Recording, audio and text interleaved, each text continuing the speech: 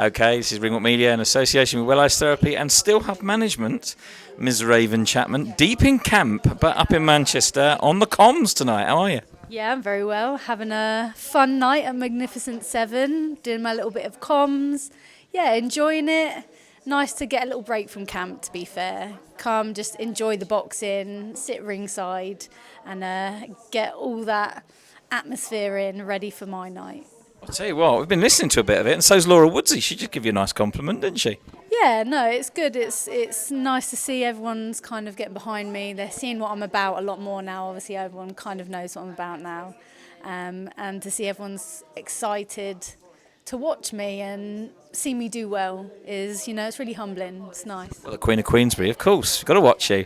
Now, listen, a couple of weeks' time, defence of your title. How's camp going? Because I know it's been a tough one.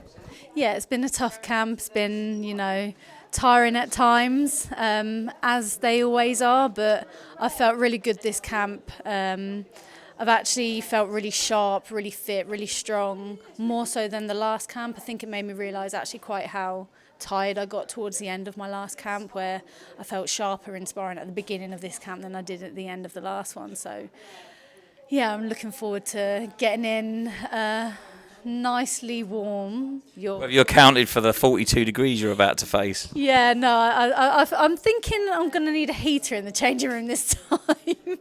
Well, let's hope so, because it couldn't have been any hotter than the last time. Oh my God, it was terrible. And it did affect the fight, didn't it, that? Yeah, it did massively. It's one of them weird ones. After 2-3 rounds in, the heat sort of scrambled my brain almost, and I was just literally just fighting on instinct. There was no following the game plan anymore. It's just doing what I do and doing what I do well, and just letting my body do it and take over.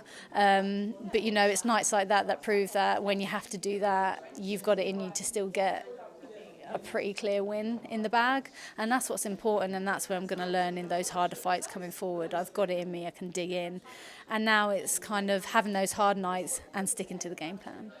Well, listen, talking of hard nights, obviously world title is the aim. You've got another defence, which we thought it was a bit surprising because I thought it might well have gone for an interim maybe. What's the score with that? Because Serrano now, she's messing about saying she's going to only do 3-minute rounds, which of course means probably the belts will be distributed. Where does that leave you?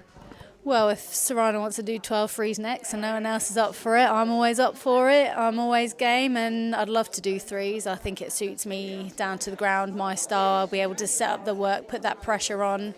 These 2-minute rounds, a lot of people can do the tippy-tappy running away, and you can do that over 10, but those 12 threes, that gets tiring, and once you're getting hit to the body constantly, hit to the head, setting up those traps, that's when it gets difficult. You can't just stick to that for over 12 threes. So yeah, I'd love to do 12 threes. But aren't the governing bodies saying they're not going to recognise the 3-minute rounds, in which case you can't fight for belts at 3-minute rounds? I think in time that'll obviously change. I think once a few more women have done it, contested over it, shown that we can do it and it's entertaining, then that's when those talks will happen in changing it. There's maybe steps to go towards doing that. Going up to 12 twos maybe is the next one. I think that seems more like a obvious route to then upping it up to the 12 threes. Well, I'm sure you can handle it anyway. You're definitely getting to that level now where world titles are the thing that you need to be looking at, as we know.